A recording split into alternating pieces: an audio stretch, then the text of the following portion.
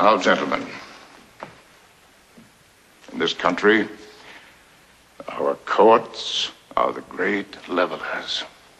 In our courts, all men are created equal.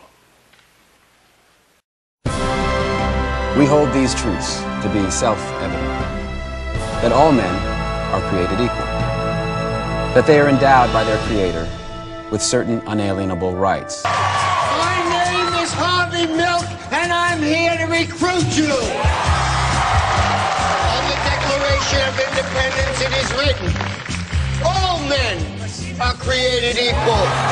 No matter how hard you try, you can never erase those words. That is what America is.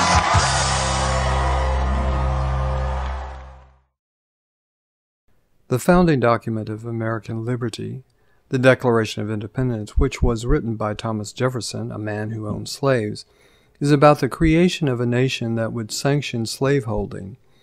The most famous words from the Declaration of Independence are undoubtedly that all men are created equal, that they are endowed by their Creator with certain unalienable rights, that among these are life, liberty, and the pursuit of happiness.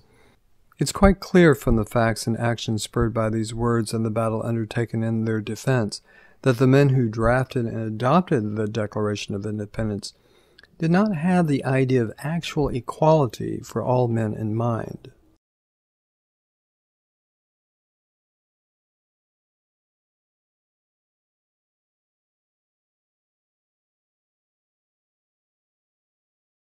In many natural processes, random variation conforms to a particular probability distribution known as the normal distribution, which is the most commonly observed probability distribution.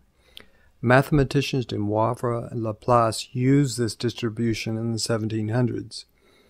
In the early 1800s, German mathematician and physicist Carl Gauss used it to analyze astronomical data, and it consequently became known as the Gaussian distribution among the scientific community.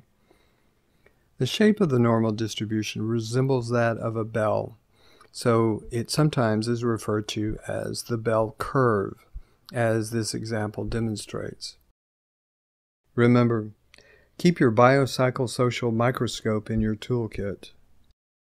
Humankind and all living things are created with and carry within them genetic blueprints, genetic baggage, if you will. Our genes can recall our heritage and often predict our future.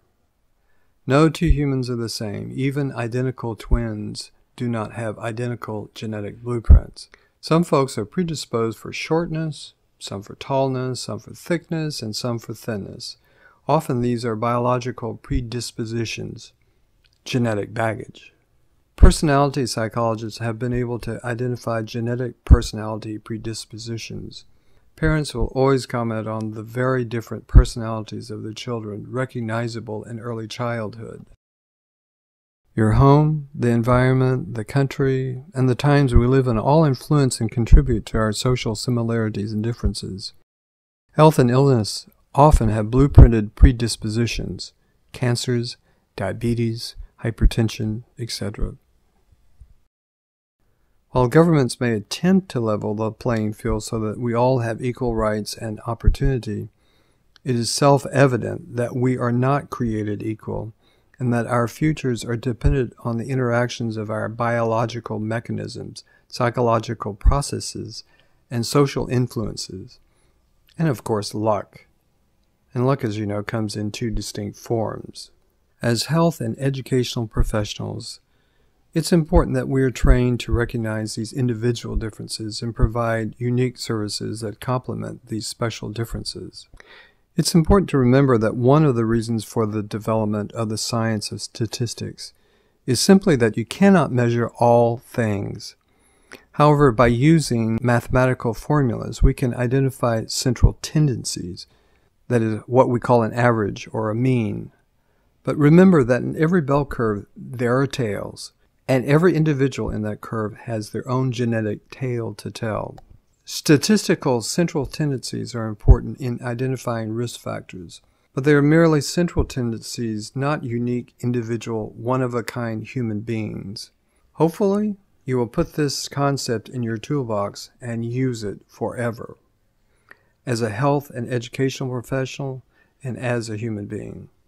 This bariatric science program will continually use a biopsychosocial lens when evaluating both health and illness. What is obesity? Obese is an adjective, like tall or short. It describes a noun. It is a physical and most often a visual condition characterized by an excess of adipose tissue that may negatively impact wellness. By itself, obesity is not a disease. It is a physical condition, and only sometimes, I repeat, only sometimes, is correlated with disease and health problems, both mental and physical.